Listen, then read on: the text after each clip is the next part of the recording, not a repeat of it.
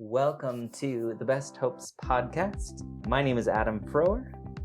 I'm Cecil Walker. And for those of you who are new, this is a podcast where we really dissect the concept of hope. And we make some really specific applications to hope that are different with each episode. And we've kind of been looking at hope through the eyes of various aspects and components that we will just call synonyms to the word hope. And so for this episode, we're going to consider the idea of rumination, which on the surface doesn't look like it might apply to hope very much. But then also, for those of you who have been listening, you know that we kind of give a series of other synonyms that will help kind of organize and structure our conversation. And so I'll just recite those synonyms and then we'll take them up as we do. But some of the synonyms that are going to be pertinent for today are things like attention, brain work, deducing, discerning, introspection, intuition, knowing, perceiving, and understanding. And so, Cecil, as is usual, I'm going to start out with a question for you. This one seems kind of broad and maybe only tangentially related to hope. So as you think about this initial idea, how do you see this being connected to hope? It feels like it strikes me as kind of like a mindset almost more than an action like we were talking about in some of these past iterations, or a noun, like there's something that is driving what we're doing, a sense of hope or a sense of purpose or encouragement or something like that. But this feels more like it's my head is in this space of hope, and that's making a difference. And you're right, you pointed out that rumination usually has negative connotations. It usually means you're stuck on something you don't need to be stuck on, and you kind of probably should think your way out of that or turn that off to get yourself to go back to feeling all right or being all right. And I think that really shows then the kind of the gift here of having hope, because oftentimes rumination makes me think of anxiety, people who are anxious about something, worried about something, or ruminating about that thing.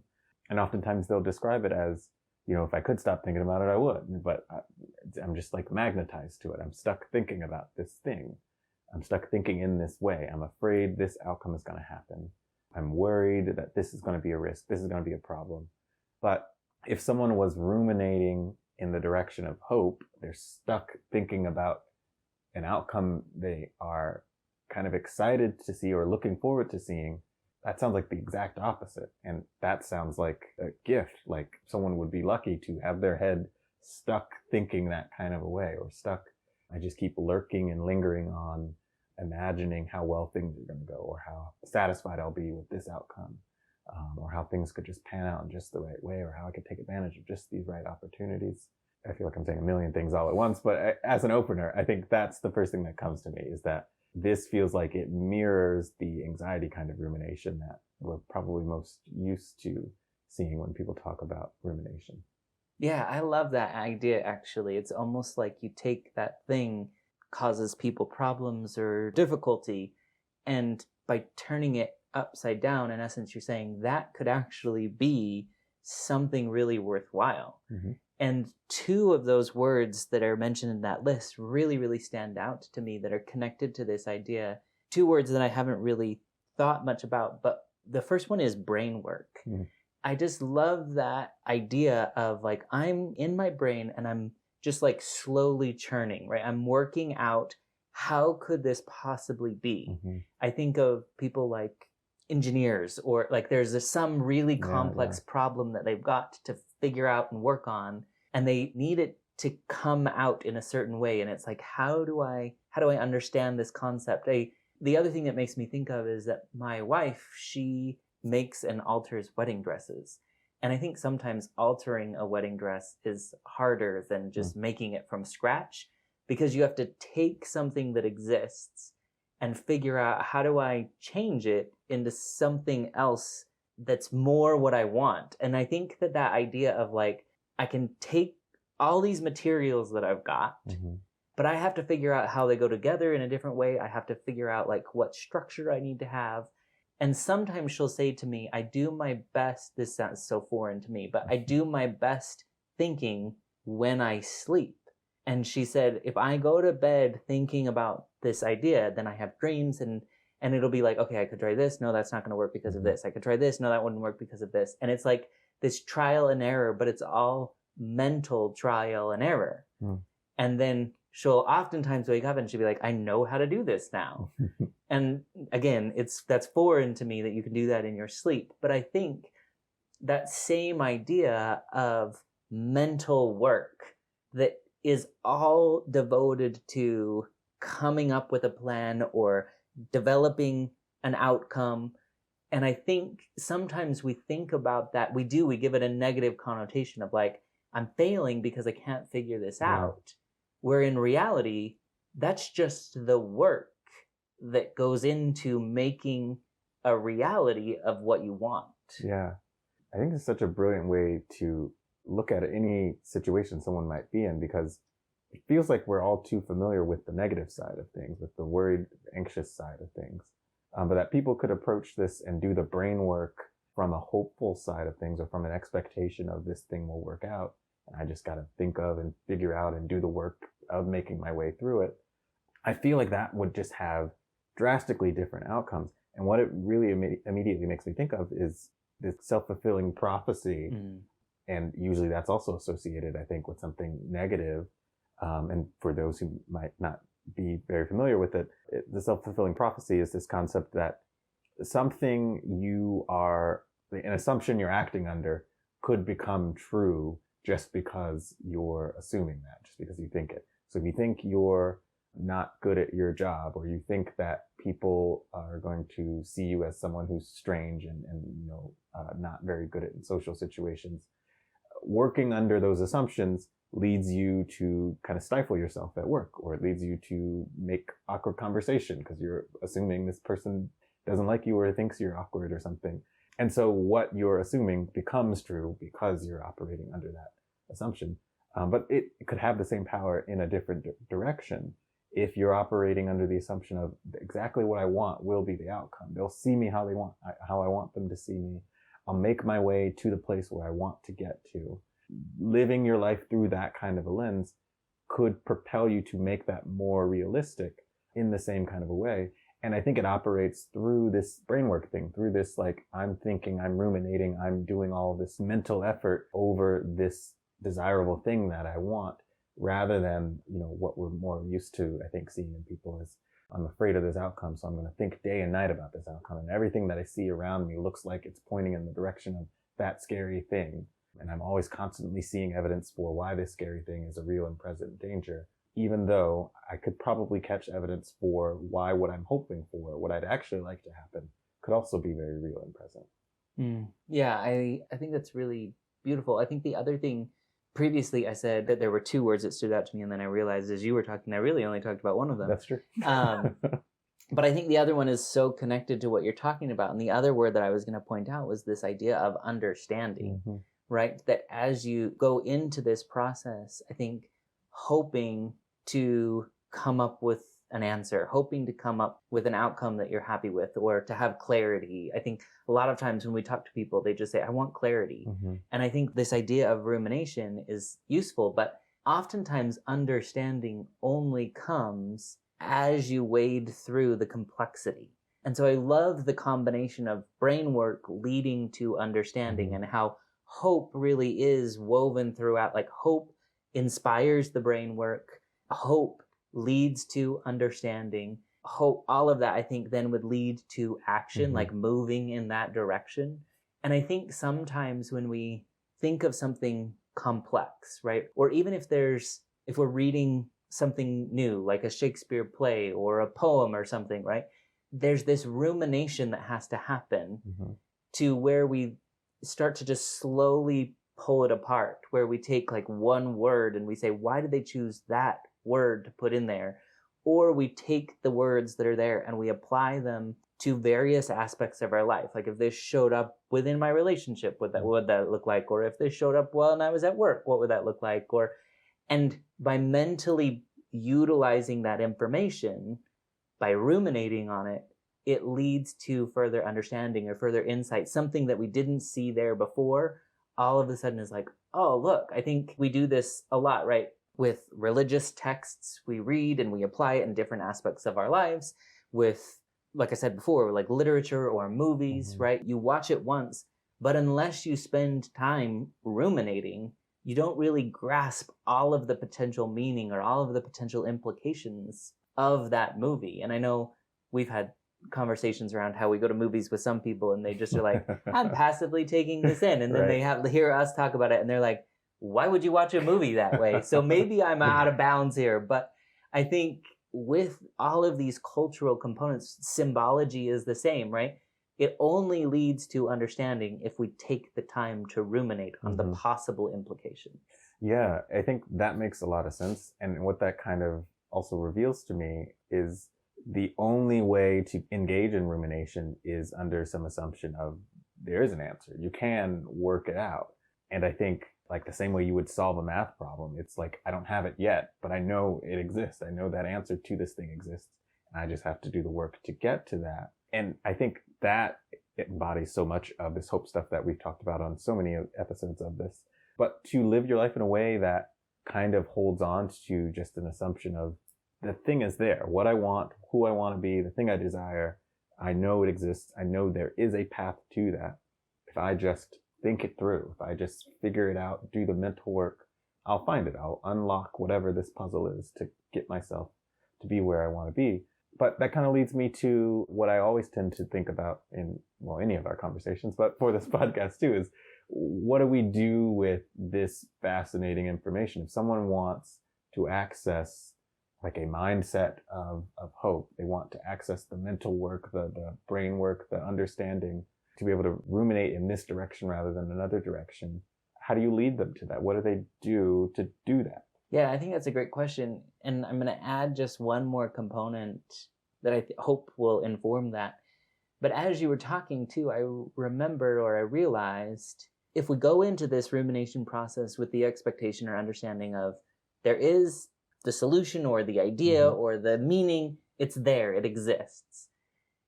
Inherent in that also is I have what it takes to find it, right? Like if I think about this enough, if I engage in this enough, maybe if I talk to enough people, if I ask a lot of questions, if I have what it takes to get to that outcome.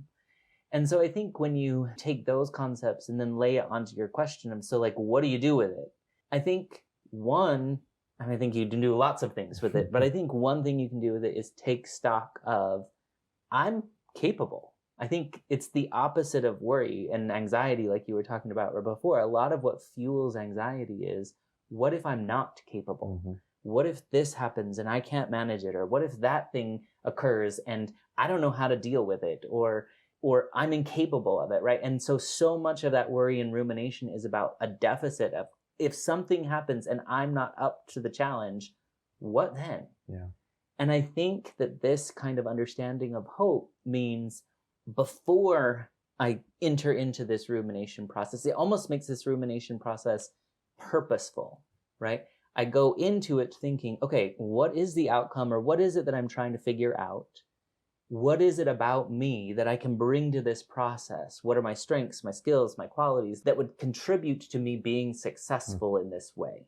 So I think there is like a self-assessment that you can bring and say, look, I got this, I'm good at this, I know these people, I can ask this, I can find resources in these areas.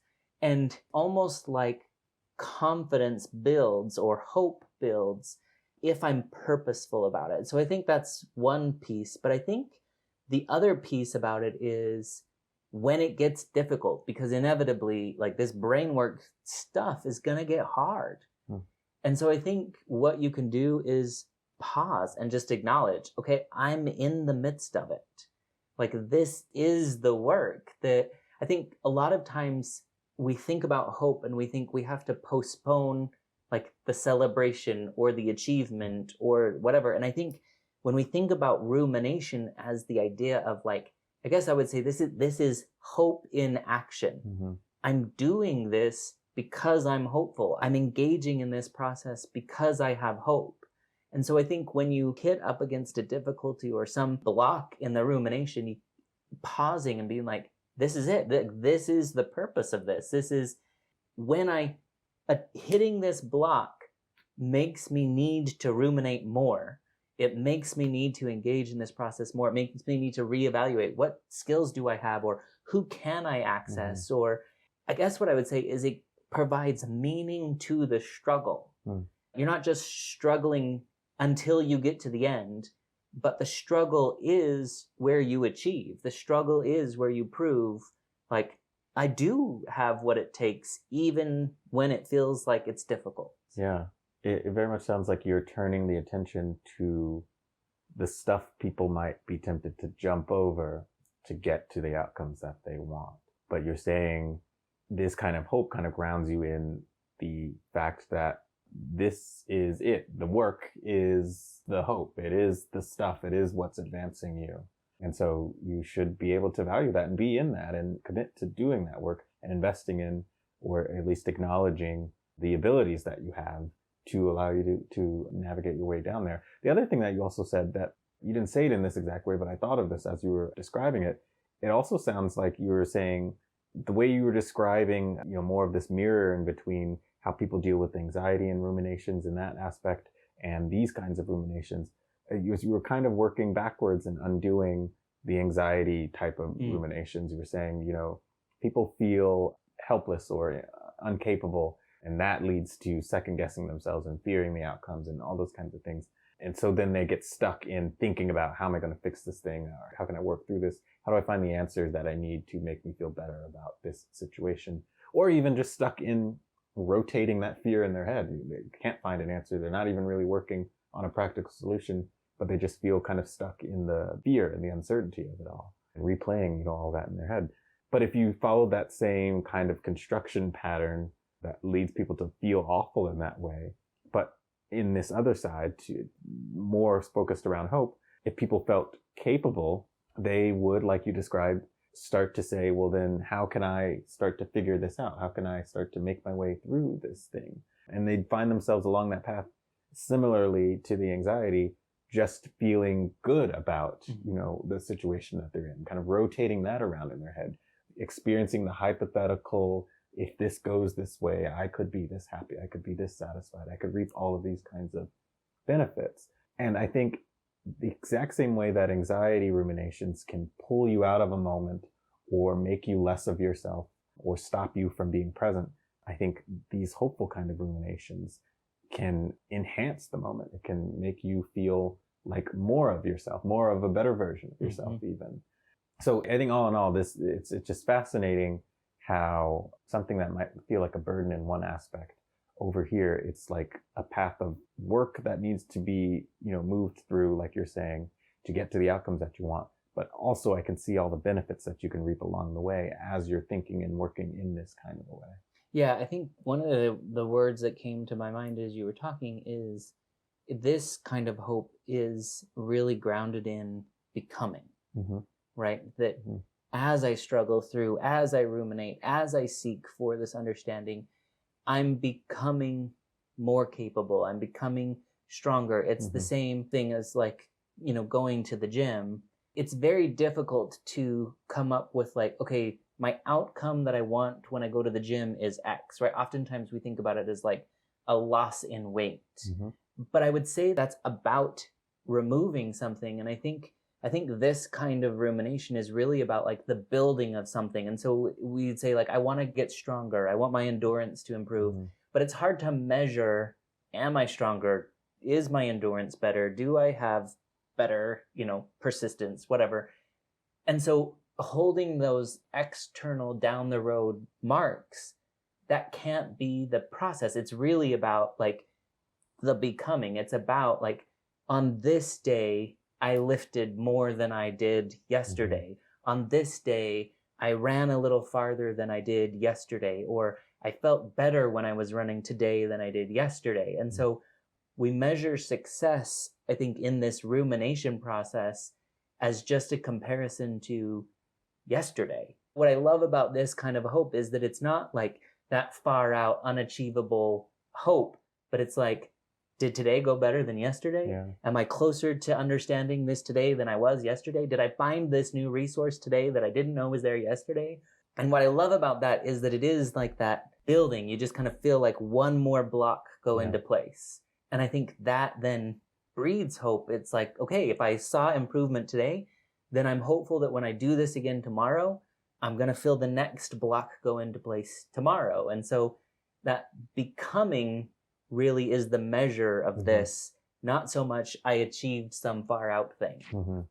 This really reiterates, I think, how powerful hope, any of these slices of it that we're taking, how powerful hope can be in the experiences someone has, because someone could be in exactly the same situation and take that approach that you're describing, this like, I'm going to the gym, I'm working on myself, I'm looking at the progress that I'm making, and find themselves really, really pleased and satisfied and building momentum towards the outcomes that they want.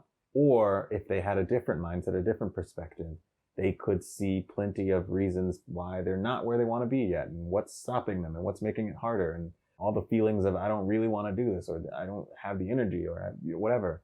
And that could work against them and make them feel even further and further away from the outcomes that they want.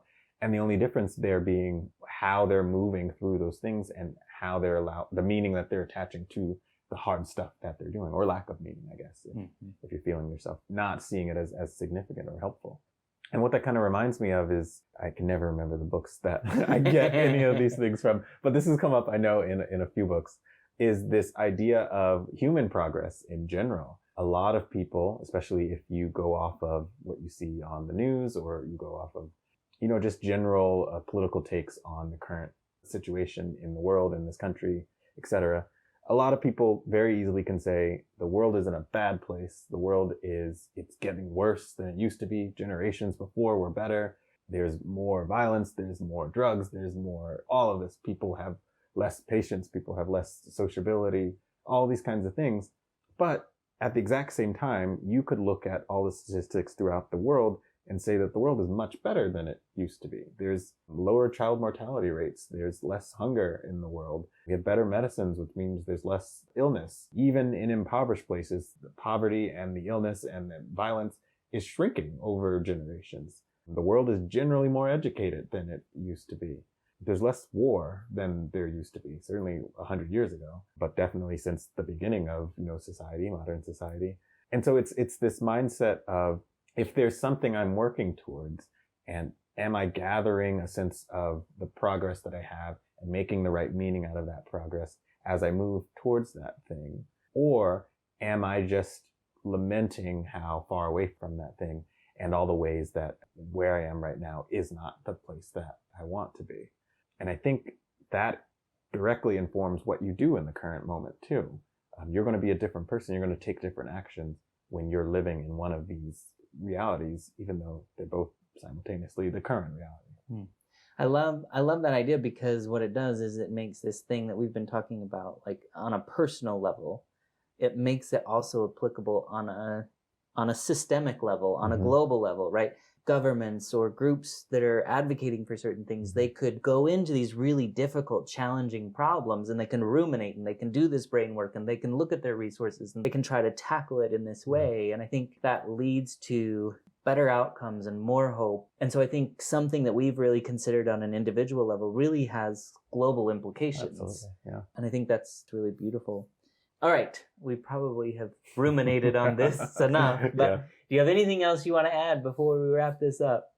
Nothing specifically. I think if there's a point, it seems like this is the point of a lot of these conversations, is that it can make a difference to try to access, use, attain hope, because I feel like the alternative or alternatives leaves you in a worse place. Yeah, I think you're right. Being deliberate about, I was going to say accessing this or being this way, but I think it's really of living life in a hopeful way. I think this reminds me that it's a choice. It reminds me that it's something that we can practice. It reminds me that we could get better at this, and that if we do, it really could pay dividends, that life really could be better. Yeah.